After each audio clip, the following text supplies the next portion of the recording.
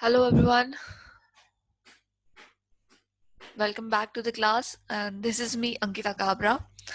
So today we will see the coordination compounds, the terms which are used in coordination compounds. Now these terms are quite new for us, so we must understand what they mean. Okay, so before starting, we will have the quick revision of ligands, the classification of ligands which you already studied in the earlier videos. Okay, so let's begin with the class. Now ligands. Now, the classifications of ligands is done on the basis of charge, on the basis of number of donor sites they have, and on the basis of bonding. Okay, we already studied this. Like on the basis of charge, they are classified as negative ligand, positive ligands, and neutral ligands. Right? Here, the thing that molecules or the ions which will act as ligands is only on the basis of that they have the lone pair of electron to donate to the central metal ion. It doesn't matter whether they are negative, whether they are positive, or whether they are neutral. Okay, so that's why we have all the kinds of ligands over here, like cyanide, fluoride, chloride, nitro group is there, right? Hydroxide group is there. So all these things, positive ligands is also there, neutral ligands are also there, aqua, then ammonia, then carbonyl. Okay, so all these are the types of ligand which is based on charge they have. Okay, so that's why I'm saying, repeating again and again, you must learn the charges they have. Okay, second classification is done on the basis of number of donor atoms they have, right? Monodentate ligand, that means they have only single donor site, single site of attachment is there, like in case of water and ammonia, right?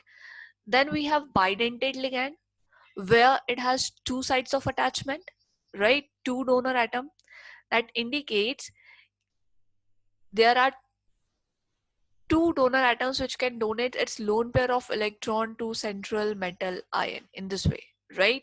Ethylene, diamine, and oxalato. These are bidentate ligands. Okay, that indicates that they form two coordinate bonds with your central metal ion. Whereas monodentate ligand form only single coordinate bond because they donate only single electron pair. Okay. In the case of polydentate, more than two donor sites are there, more than single sites of attachments are there. So example is EDTA, hexadentate ligand. Okay, example is EDTA and that is hexadentate ligand. Okay, next is on the basis of bonding, किस तरह की bonding वो metal ion के साथ बना रहे हैं. Okay, so first one is chelating ligand.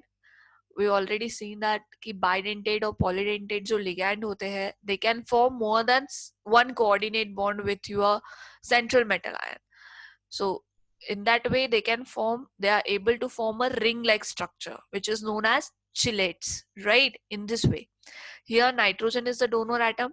We have two nitrogen atoms which has lone pair of electron and both donate its lone pair to the central metal ion. So here in this way there is a formation of ring structure of five groups, right? We can say that 1, 2, 3, 4 and 5, right?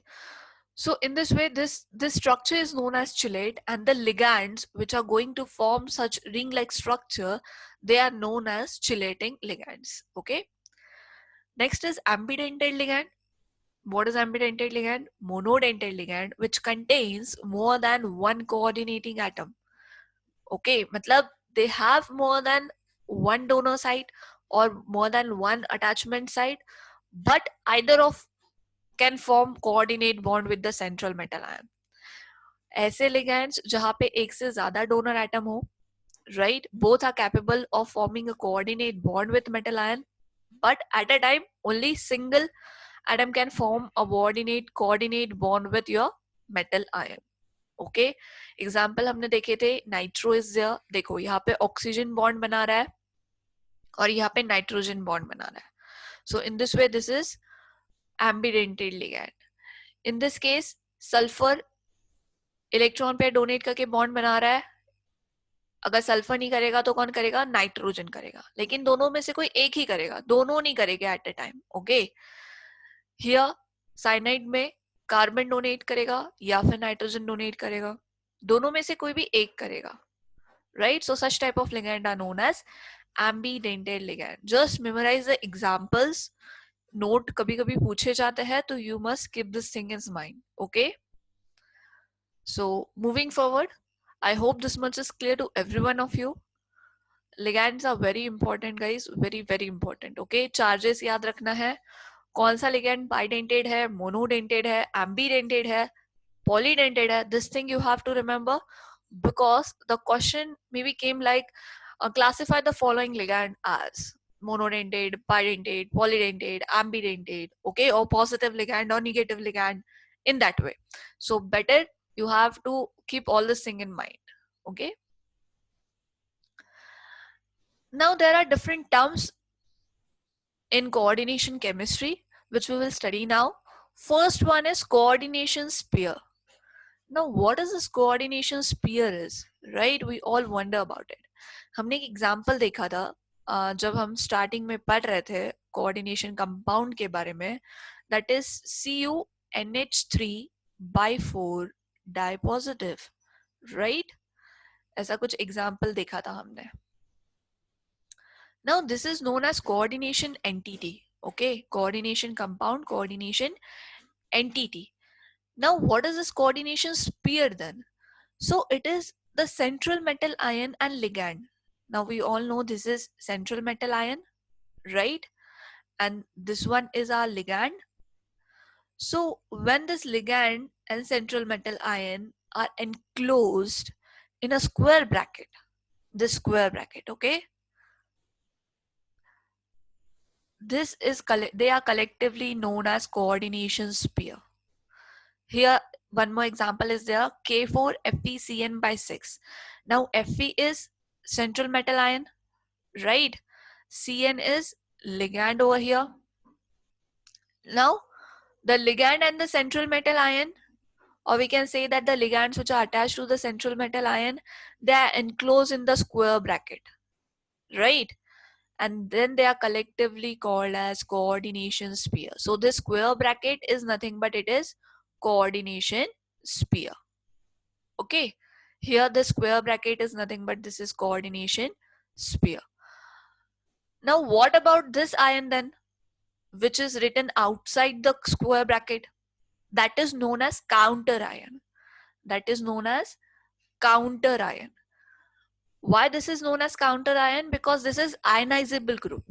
हमने देखा था जब हम double salt पढ़ रहे थे and coordination compounds पढ़ रहे थे, that whenever coordination compound get dissolved in water, they can form charge complex and counter ions, right? So whenever this complex K4FeCN/6 get dissolved in water, what we will get? We will get FeCN/6 tetra negative and K positive. Okay, so now this, as K positive is ionizable, this is known as counter ion. And why this is counter ion? Because जब ये charge ion बना था, okay, जब ये charge complex बना था, तब इस पे कौन सा charge था? Tetra negative charge था. And to make this compound, make this complex neutral, what we need? We need positive ion, right? And that is your K positive, potassium. Any of the positive ion we can take over here. So that's why it is known as counter ion, which is gonna neutral the charge. अगर यहाँ पे कोई positive charge होता तो हमें कौन सा ion लेना पड़ता? हमें नेगेटिव आयन लेना पड़ता. So that negative ion is again a counter ion. समझ में आ रही है चीजें? Okay. So now see here, CuNH3/4 dipositive. Now यहाँ पे कौन सा charge है? Positive charge है. To make this complex neutral, हमें क्या करना पड़ेगा? ये पॉजिटिव चार्ज को नलीफाई करने के लिए we need two negative charges, right? So consider कीजिए हमने Cl2 लिया, because single Cl has single negative charge. Okay, तो हमें दो negative charge चाहिए, तो हमने लिया Cl2. So now this compound is neutral, CuNH3/4 Cl2, and this Cl2 is written outside the square bracket. Okay, because that will act as counter ion, that will not act as ligand. Understood? जब भी कोई molecule या group या ion ligand करके act करेगा तो that will always placed inside the square bracket, not outside the square bracket. If there is something which is written outside the square bracket, then that is your counter ion. Okay? So whether it is a positive charge complex, whether it is a negative charge complex, we must need a opposite counter ion. Okay? Positive है तो negative ion लगेगा, negative है तो positive ion लगेगा. I hope coordination sphere is clear. Okay. Now this thing which is written outside the square bracket, which is known as counter ion, okay, or we can say the sphere outside the square bracket, जहाँ पे हम K4 लिख रहे हैं या Cl2 लिख रहे हैं, तो that is known as ionization sphere. Why? Because the ions which is present over or which is written outside the square bracket, that get ionized. Okay, so that is the reason that is known as ionization sphere. Okay, so this thing you should keep in mind: coordination sphere, square bracket, outside square bracket, that is ionization sphere, because square bracket के बाहर जो भी लिखा होगा वो ionized हो जाएगा. So that's why ionization sphere. I hope this much is clear to everyone. इसमें किसी को कोई डाउट नहीं है. Okay, very simple. Counter ion किसे बोलते हैं, सेंट्रल मेटल आयन किसे बोलते हैं, लिगैंड किसे बोलते हैं, और आपका coordination number will see what is it. This is a charge on the complex, कितना है. Okay, and this is a counter ion. Next is charge number of the complex ion and oxidation state of the metal ion. Now अभी हमने देखा कि यहाँ पे die positive charge है, यहाँ पे टेट्रा नेगेटिव चार्ज है. How this charge are calculated, right? We must know these things ना.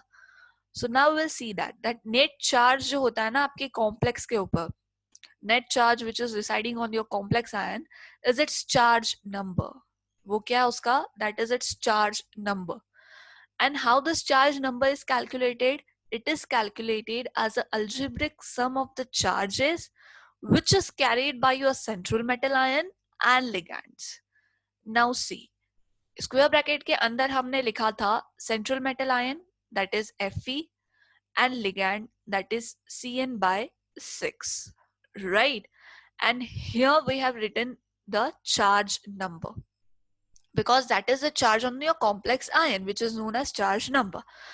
So here it is tetra negative. Now this tetra negative कैसे calculate किया हमने? This is the algebraic sum of the charge which is present on your central metal ion. मतलब आपके central metal ion का oxidation state, central metal ion का charge number, और आपके ligand पे कौन सा charge है, उनका addition is your charge number. Okay, so this thing you have to keep in mind कि हम charge number कैसे calculate करते हैं. Fine, we will see the example, then you will get a better idea. Okay, now ये तो ligand का charge हमें पता है, Cn नेगेटिव होता है, मतलब Cn पे एक नेगेटिव चार्ज आएगा, राइट? हमने कितने ligand लिए हैं? 6, और एक Cn पे एक नेगेटिव, मतलब 6 Cn पे 6 negative, right? So it is -1 multiply by 6, इस तरीके से आएगा. So that is the charge of ligands. But ये कैसे कैलकुलेट करोगे? How will you calculate the oxidation state of central metal ion और charge on your central metal ion, right? So the oxidation number of central metal ion is in the complex is defined as charge it will carry if all the ligands are removed along with the electron pair that are shared with the central metal ion. Okay, मतलब जितने भी electron pair इस cyanide group ने iron को दिए हैं, Fe को दिए हैं, अगर वो उतने सारे इलेक्ट्रॉन पेयर लेकर साइनाइड यहाँ से बाहर निकल जाता है तो Fe पे कितना चार्ज रहेगा? That is its oxidation state, that is its oxidation number, charge on central metal ion. Okay, So either knowing charge number, you can calculate the central oxidation state of central metal ion, or by knowing the oxidation state of central metal ion, we can calculate the charge number. मतलब अगर दोनों में से एक भी पता है तो we can calculate the another one. Okay. So consider कीजिए, now this is your charge number और हमें Fe का oxidation state नहीं पता है, तो हम कैसे calculate करेंगे? तो हम देखेंगे Fe का oxidation state हमें calculate करना है, तो let it take as x, okay, plus हमें add करना है because it is a sum, okay. कितने लिगैंड्स है? 6 लिगैंड है, ओके. और कौन से है? निगेटिव लिगैंड है, साइनाइड है, Cn निगेटिव. कितना चार्ज है? एक Cn पे कितना चार्ज होता है? -1. तो 6 into -1 is equals to your charge number, right? -4. Because the charge number of the complex ion is nothing but algebraic sum of the charges which is carried by metal ion and ligands. Okay, so this is x minus 6 equals to -4, right? X is equals to क्या आ जाएगा? 2 plus 2, right? So what is the oxidation state of ion? It is +2. I hope this much is clear to everyone. Right? So इस तरीके से we can calculate the oxidation state of ion. इसीलिए मैंने बार बार repeat किया था कि just memorize the charge on the ligand because that is important to calculate the charge number and oxidation state of metal ion. ये questions बहुत बार exam में आ चुके हैं एंड आते भी है कि calculate the oxidation state, what is the oxidation state of central metal ion, MCQs में पूछे जाते हैं, चार्ज नंबर क्या होगा. So that's why you must keep this thing in mind. Now let's take some example. Now this is one complex CO NH3/4 H2O and Cl. अभी यहाँ पे देखो, यहाँ पे you have 3 different types of ligands. One is ammonia, second one is water and one is Cl. Before calculating, you must know कि इसमें से कौन से लिगैंड निगेटिव है, पॉजिटिव है और न्यूट्रल है. ठीक है, अगर लिगैंड न्यूट्रल है दैट मीन्स उस पर कोई चार्ज नहीं होगा. अगर लिगैंड निगेटिव है that means it has particular charge. Okay, so ये न्यूट्रल लिगैंड है NH3. H2O is also a neutral ligand, तो इनका चार्ज तो 0 ही आएगा, राइट? और इसका हमें कैलकुलेट करना है oxidation state because this is your central metal ion, right? And this is your charge number on the complex ion. So how will you calculate? Let's take the oxidation state of cobalt as x. So this is x plus कितने ammonia लिए हमने? 4. NH3/4 है ना, 4. Charge कितना है ammonia पे? 0, तो multiplied by 0 plus कितने वाटर मॉलिक्यूल है? 1. चार्ज कितना है H2O पे? 0 because it is a neutral ligand, so it is 1 into 0 plus Cl. Now Cl is a negative ligand, एक -1 का चार्ज होता है उस पे, so this is -1 because we have single Cl. Okay, equals to +2. Now we will calculate x plus 0 because 4 into 0 0 plus 1 into 0 0 minus 1 is equals to +2. So this -1 will come here, this will get +1 and x is equals to +3. तो oxidation state क्या हुई cobalt की? 3, right? You can counter check it. अभी हम इसको counter check भी कर सकते हैं, हमें नहीं पता चार्ज कितना है यहाँ पे. ठीक है, now we will put this oxidation state of cobalt that is +3. then this will be get 0, 4 into 0 0, right? H2O का चार्ज 0 है तो 0, Cl का it's -1 is equals to x, right? तो 3 minus 1 that is +2, तो चार्ज कितना आया? +2. Right तो यही एक तरीका है कि अगर आपको दोनों में से कोई एक पता है तो you can calculate the another one very easily. Okay, now let's take one more example. Cr NH3 by 4 Cl2, NH3 by 4 Cl2, and here it is -1. Okay, so now we have charge on the complex. अभी हमें calculate करना है oxidation state of Cr. So let's take this as X. Okay, अभी now this is neutral ligand, so इसका तो 0 ही आएगा. 4 into 0 0, and then we have twice Cl. तो कितने Cl है? 2. चार्ज कितना होता है? -1 is equals to -1. राइट तो x plus 0 0, 2 into -1 -2, so x -2 is equals to -1, so x is equals to +1. Right, so oxidation state of chromium is +1.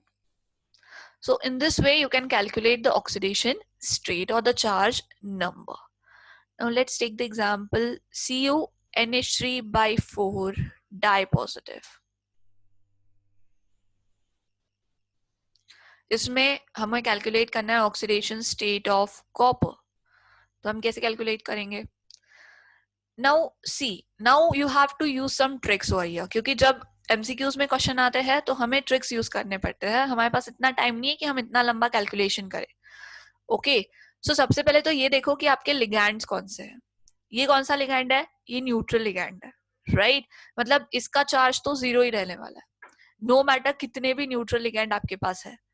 Okay, सो जब ऐसा कोई कंडीशन आता है कि सेंट्रल मेटल आयन के साथ सिर्फ न्यूट्रल लिगैंड ही अटैच्ड है और आपके कॉम्प्लेक्स पे कोई चार्ज है, तो that charge is nothing but the oxidation state of your ion, central metal ion. Okay, calculate करके देख लो. This is x plus 4 into 0, right, is equals to +2. तो क्या आएगा? x is equals to +2. सो ये याद रखना, जब भी आपका कोई सेंट्रल मेटल आयन सिर्फ और सिर्फ न्यूट्रल लिगैंड के साथ अटैच्ड है, या फिर स्क्वायर ब्रैकेट में कोऑर्डिनेशन स्फीयर में सिर्फ न्यूट्रल लिगैंड्स है और आपके कॉम्प्लेक्स पे कोई चार्ज है, तो that charge is nothing but oxidation state of central metal ion. क्योंकि इसका तो कोई चार्ज ही नहीं है ना. ये NH3 का कोई चार्ज है क्या? नहीं है, दैट इज 0. तो वो तो कैलकुलेट करने के बाद भी 0 ही आएगा. Okay, so this are the tricks which you have to keep in mind. और आपके ये ओरली कैलकुलेशंस होने चाहिए, तो जितनी ज्यादा प्रैक्टिस करोगे उतना बेटर होते जाओगे. ठीक है, जहां पे निगेटिव चार्ज आएगा that time you have to be conscious कि अच्छा यहाँ पे निगेटिव लिगैंड है, ये पॉजिटिव लिगैंड है, so now we have to calculate it on the safer side. Okay, generally positive ligand तो नहीं देते, जनरली निगेटिव और न्यूट्रल लिगैंड्स ही आएंगे आपको. Okay, so don't worry about that. एक और एग्जांपल लेते हैं. Cr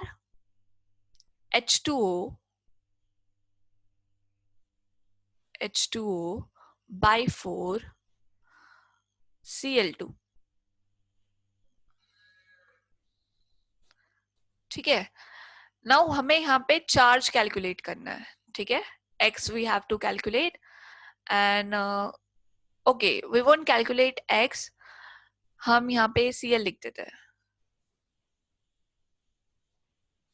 ठीक है, हम यहाँ पे Cl लिख देते हैं, मतलब this is the complex Cr H2O by 4 Cl2 plus 1, sorry Cr H2O by 4 Cl2 Cl.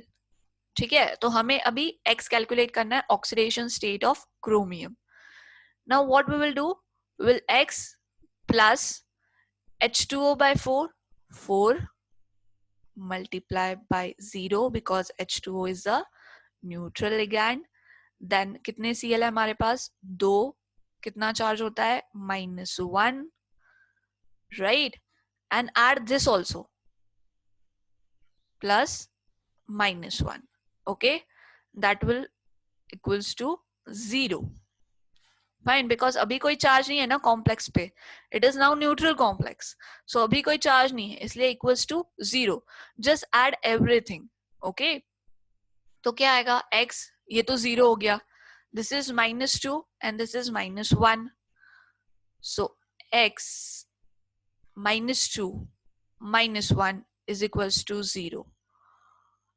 X is equals to +3, right? So oxidation state of chromium is +3. So जब आपको कोई न्यूट्रल कॉम्प्लेक्स दिया जाए, okay, and asked to calculate the oxidation state of chromium, उस time पे क्या करना है, just add everything on the left hand side. क्योंकि वो न्यूट्रल कॉम्प्लेक्स है तो चार्ज विल बी 0, कोई चार्ज नहीं आएगा. और जो काउंटर आयन है ना, जो भी काउंटर आयन है, पॉजिटिव आयन है, निगेटिव आयन है, उसका चार्ज भी आपको ऐड करना है. Okay, on left hand side with your charge of central metal ion and charge of ligand. So this thing you have to keep in mind. Okay, I hope this much is clear. Try to solve as much more example as you can. Next term is coordination number. Now what is this coordination number? Okay, now बहुत बार हमने ऐसे देखा है, right? Consider this is a complex nickel NiNH3/4 dipositive. Now ये तो पता चल गया हमें, ये square bracket is coordination sphere, Ni is your central metal ion, NH3 is our ligand. Now this 4, ये जो लिखा होता है ना यहाँ पे, this is our coordination number. Okay, यहाँ पे देखो, यहाँ पे 6 लिखा है, this is our coordination number. So what is coordination number? Now जो coordination number होता है ना, वो central metal ion का होता है. Like 6 is the coordination number for platinum. ऐसा नहीं है कि हर बार 6 ही होगा, it changes. Okay, 6 भी हो सकता है, 4 भी हो सकता है. So that depends. Now coordination number of central metal ion can be defined as the number of ligand on the donor atoms which is present in that ligand. How many donor atom can form direct bonding with your central metal ion? That is your coordination number. Okay, the number of ligand donor atoms to which the metal is directly bounded, or the number of electron pair involved in the coordinate bond. So that is known as coordination number. Now the Cl negative and NH3, these are monodentate ligand, right? मतलब ये कितने electron pair donate करेंगे, single electron pair. कितने coordinate bond बनाएंगे metal ion के साथ, single coordinate bond, right? So here in case of monodentate ligand जब हम लेते हैं तो जो कोऑर्डिनेशन नंबर होता है that is equals to number of ligand present. मतलब 6 लिगैंड अगर प्रेजेंट है तो कोऑर्डिनेशन नंबर विल बी 6. अगर 4 मोनोडेंटेड लिगैंड प्रेजेंट है तो coordination number will be 4. Okay, why? Because they donate single electron pair, they can form single coordinate bond because they have only single site of attachment is there, they have only single donor atom. So that's why the coordination number of the metal ion which is attached to monodentate ligand only, तो उसका क्या होगा, is equals to number of ligand bound to it. जितने ligand उसको attached है, जितने ligand ने उसके साथ कोऑर्डिनेट बॉन्ड बनाया है, उतना ही उसका कोऑर्डिनेशन नंबर होगा. Okay, now in this case ये दो कॉम्प्लेक्स यहाँ पे लिखे हैं. तो पहले वाले केस में प्लैटिनम का कोऑर्डिनेशन नंबर कितना है, 6, और सेकंड केस में निकेल का कोऑर्डिनेशन नंबर कितना है, 4, right? Now the case is different while when there is bidentate और पॉलीडेंटेड लिगैंड, तब केस थोड़ी डिफरेंट हो जाती है. अभी देखो यहाँ पे ये मोनोडेंटेड लिगैंड है, दिस इज अमोनिया कंसिडर कर लो, NH3 है, this is a monodentate ligand. एक ही नाइट्रोजन है जिसके पास लोन पेयर है, it is donating its lone pair to this metal atom, और ये बन गया आपका कोऑर्डिनेट बॉन्ड. कितना कोऑर्डिनेट बॉन्ड बना, सिंगल कोऑर्डिनेट बॉन्ड, राइट? कितने इलेक्ट्रॉन पेयर डोनेट किए, सिंगल. कितने डोनर एटम है, सिंगल. बट बाइडेंटेड के केस में case is something different. Consider ethylene diamine है. ओके, तो इसके पास 2 डोनर एटम है, दोनों ने इलेक्ट्रॉन पेयर डोनेट किए, तो कितने बॉन्ड बने? 2। लिगैंड एक ही है, हमने सिंगल इथिलीन डायमीन लिया है, but this single ethylene diamine is going to form 2 coordinate bonds with your central metal ion. ठीक है, so that's why the coordination number is 2. एक इथिलीन डायमीन, एक बाइडेंटेड लिगैंड अगर आप लेते हो तो उसका कोऑर्डिनेशन नंबर कितना होगा? 2, बिकॉज हमने क्या बोला, कोऑर्डिनेशन नंबर क्या होता है? It is the number of coordinate bond the ligand is going to form with the central metal ion. Okay, जितने मतलब जो डोनर एटम है आपका लिगैंड का, वो डायरेक्टली लिंक होना चाहिए आपके मेटल आयन के साथ.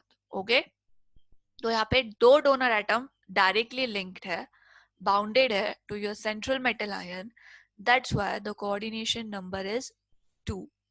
ऑक्सैलेटो के केस में क्या होगा? Again this is a bidentate ligand, तो इसके केस में भी coordination number will be 2. EDTA के केस में क्या होगा? हेक्साडेंटेड के लिगैंड के केस में क्या होगा? ईडीटीए में कितने हैं donor atom? 6, right? 6 donor atom है.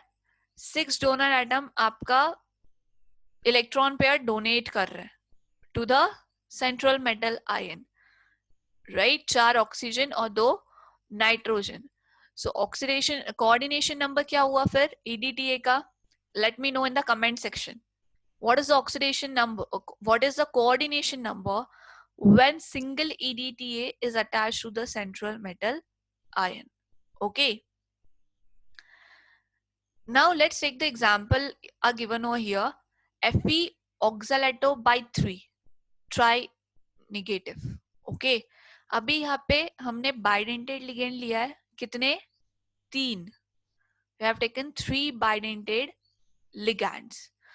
And the next example we have taken again bidentate ligand, but वो भी कितने हैं? 3 है. अभी देखो, एक बाइडेंटेड लिगैंड अगर हम लेते हैं तो कोऑर्डिनेशन नंबर 2 हो रहा है. अगर हम 3 बाइडेंटेड लिगैंड्स लेते हैं तो कोऑर्डिनेशन नंबर कितना हो जाएगा? 6 हो जाएगा, right? Because single bidentate ligand is going to form 2 coordinate bonds.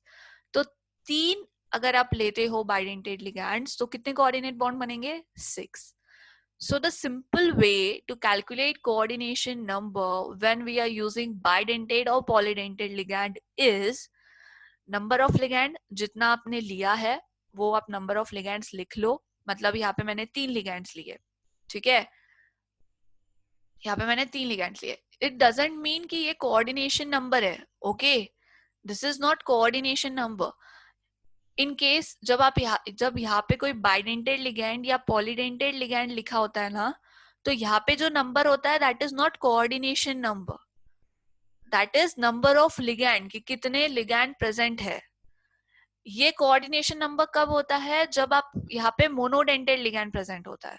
इस ऐसे वाले केस में दिस इज मोनोडेंटेड लिगैंड, तो यहाँ पे this is also number of ligand, but this is nothing but it is coordination number only. Okay, आई चीज समझ में? तो जब मोनोडेंटेड लिगैंड होगा ना तब ये वाला नंबर इज कोऑर्डिनेशन नंबर. लेकिन जब बाइडेंटेड या पॉलीडेंटेड लिगैंड होगा तभी this is not coordination number, this is number of ligand. Okay, और आपको कोऑर्डिनेशन नंबर कैलकुलेट करना है. तो वो आप कैसे कैलकुलेट करोगे? नंबर ऑफ लिगैंड जितना यहाँ पे है मल्टीप्लाइड बाय उसका डेंटिसिटी कितना है, मतलब वो हेक्साडेंटेड है, बाइडेंटेड है, ट्राइडेंटेड है, उससे उसको मल्टीप्लाई कर देना. मतलब देखो यहाँ पे 3 है तो नंबर ऑफ लिगैंड 3. अभी ये बाइडेंटेड लिगैंड है, राइट? मतलब कितने डोनर है? 2. तो 3 into 2 दैट इज 6. तो 6 हुआ आयन का कोऑर्डिनेशन नंबर. आई चीज समझ में? आई hope this much is clear. Okay, अभी देखो ईडीटीए का जैसे मैंने आपको बोला आपको कमेंट सेक्शन में लिखना है, बट यही पे हम सॉल्व कर लेते हैं. ईडीटीए है, हमने सिंगल ईडीटीए लिया है, FE. Okay, this is a complex FE EDTA.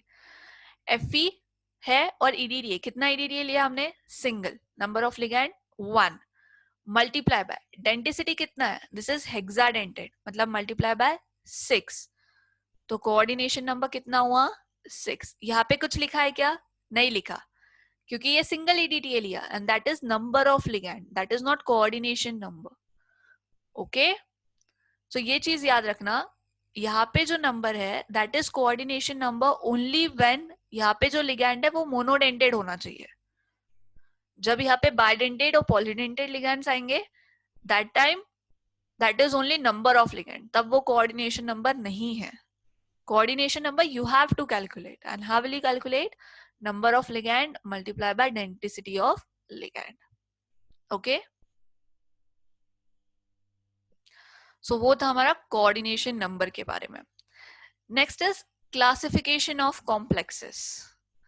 Okay, but before starting classification of complexes हम पहले कुछ एग्जाम्पल सॉल्व कर लेते हैं। We will let's check it out कि क्या आप समझ पा रहे हो व्हाट इज कोऑर्डिनेशन नंबर और not.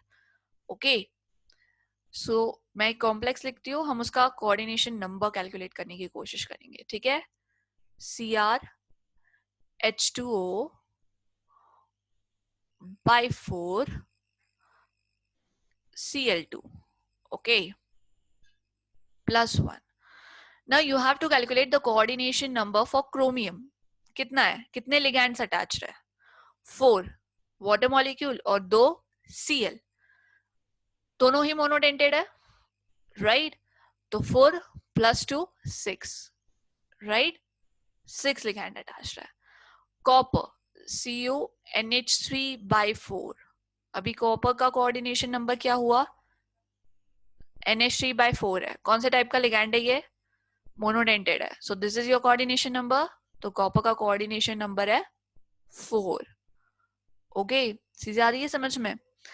Now let's take ion En, और यहाँ पे हम लिखते हैं Cl2।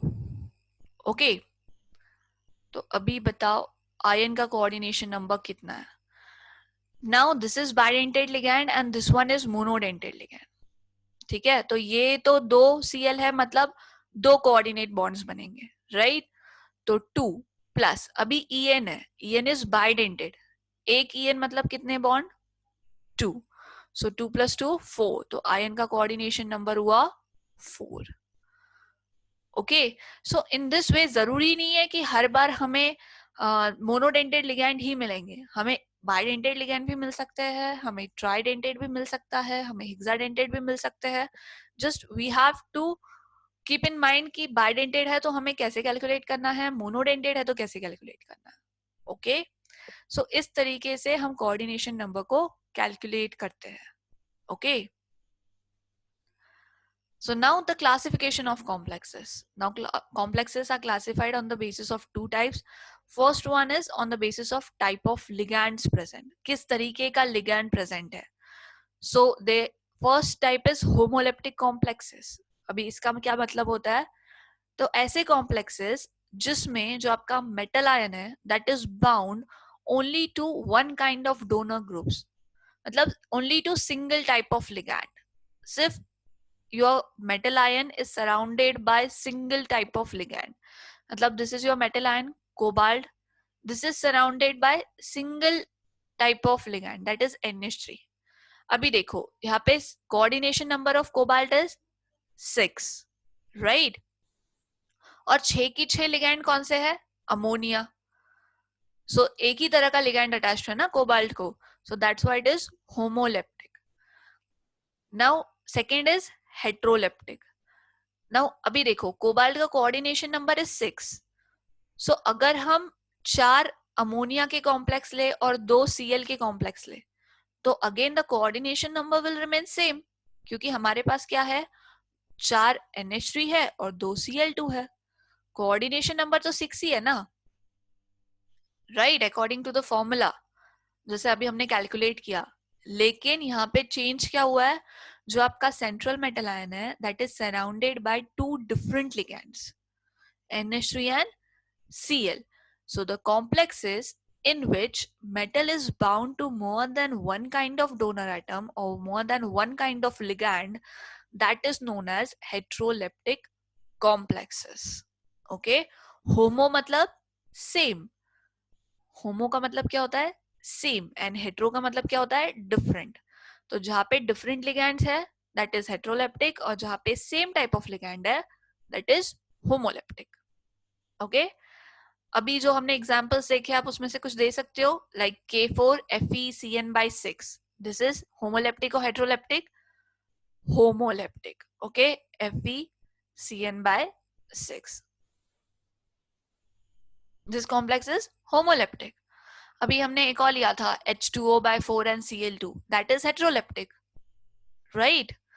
So in this way you must know कि homoleptic क्या होता है, heteroleptic क्या होता है। Next classification is on the basis of charge, कि किस तरीके का चार्ज है आपके कॉम्प्लेक्स पे। So the first one is cationic complexes. अभी केटायनिक मतलब, केटायन मतलब positive charge, so positively charge coordination sphere that is known as cationic complexes. या फिर ऐसा स्फीयर जिसके आयनाइजेशन के बाद, ऐसा कोऑर्डिनेशन स्फीयर जिसके आयनाइजेशन के बाद उस पर पॉजिटिव चार्ज आएगा। Okay, so that is cationic complexes. Example देखो, ZnNH3/4 डाई पॉजिटिव। ओके, कौन सा चार्ज है, पॉजिटिव चार्ज है, कोऑर्डिनेशन स्फीयर पे कौन सा चार्ज है, positive, so that why it is cationic complexes. अभी आप बोलोगे ये जो सेकंड एग्जाम्पल है इस पे तो कोई चार्ज ही नहीं है, तो जब आप इसको आयनाइज करोगे तो हमें क्या मिलेगा, हमें मिलेगा CONH3/5Cl। अभी मुझे जल्दी से बताओ कमेंट सेक्शन में कि कोबाल्ट जो है इसका कोऑर्डिनेशन नंबर क्या है। यहाँ पे you have 5 NH3 and 1 Cl, so coordination number of cobalt is 6, right? Plus SO4 die negative, और यहाँ पे आएगा डाई पॉजिटिव। तो देखो ये कोऑर्डिनेशन स्फीयर पे भी पॉजिटिव चार्ज आ गया on ionization, so that's why this pair is also cationic complexes after ionization. Okay, तो that thing you have to keep in mind, जिस coordination pair पे positive charge आएगा that will be considered as cationic complexes. Okay, so now अभी कभी भी याद रखना जब हम सॉल्ट लिखते हैं ना, simple salt, we used to write KCl, then we used to write NaOH, right, NaCl। तो हम क्या लिखते हैं, KCl में K पॉजिटिव होता है, Cl निगेटिव होता है, Na पॉजिटिव होता है, OH निगेटिव होता है, NaCl में Na पॉजिटिव होता है, Cl निगेटिव होता है। तो जब भी हम सॉल्ट लिखते हैं तो हम पॉजिटिव आयन को पहले लिखते हैं और उसके बाद निगेटिव आयन को लिखते हैं। इतना तो क्लियर है सबको, राइट? तो उसी तरीके से अगर आपका कोऑर्डिनेशन स्पीयर पॉजिटिव है तो हम स्पीयर पहले लिखेंगे और फिर काउंटर आयन लिखेंगे, because this counter ion is negative and this sphere is positive. लेकिन अगर आपका कोऑर्डिनेशन स्पीयर निगेटिव है, काउंटर आयन पॉजिटिव है, तो हम पहले काउंटर आयन लिखेंगे और फिर स्पीयर लिखेंगे, इस तरीके से। So next complex is anionic complex. तो a negatively charge coordination sphere is anionic complex, जिसपे नेगेटिव चार्ज होगा that is anionic complex. So PtCl/6 di negative. तो यहाँ पे आप देखो, यहाँ पे नेगेटिव चार्ज है तो ये अनायनिक कॉम्प्लेक्स हो गया। अभी इस नेगेटिव चार्ज को न्यूट्रल करने के लिए कौन सा काउंटर आयन आएगा, पॉजिटिव। ओके, तो वो पॉजिटिव आयन आप पहले लिखोगे और फिर ये कॉम्प्लेक्स लिखोगे, इस तरीके से। K4 is the positive ion, तो इसलिए हमने वो पहले लिखा और फिर स्पीयर लिखा, ठीक है? तो इसीलिए जब आप लिखोगे कोऑर्डिनेशन कॉम्प्लेक्सेस या कंपाउंड्स तो बी केयरफुल कि पहले आपको काउंटर आयन लिखना है या कोऑर्डिनेशन स्पीयर लिखना है, ठीक है? Next is neutral sphere complexes.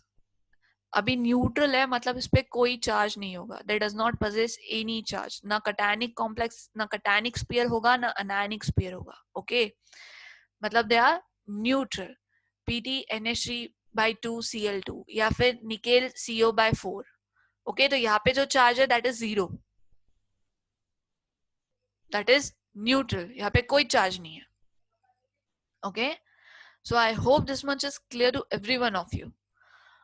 तो ये क्लासिफिकेशन था कॉम्प्लेक्सेस का, that you must keep in mind. Okay, so this is all for today, see you in the next class. with some exciting theories of coordination compounds. Okay, till then, keep practicing how to calculate oxidation state, how to calculate charge on the complexes. Just learn the ligands, the classification of ligand, because again, that is very important, guys. So please don't take it that lightly.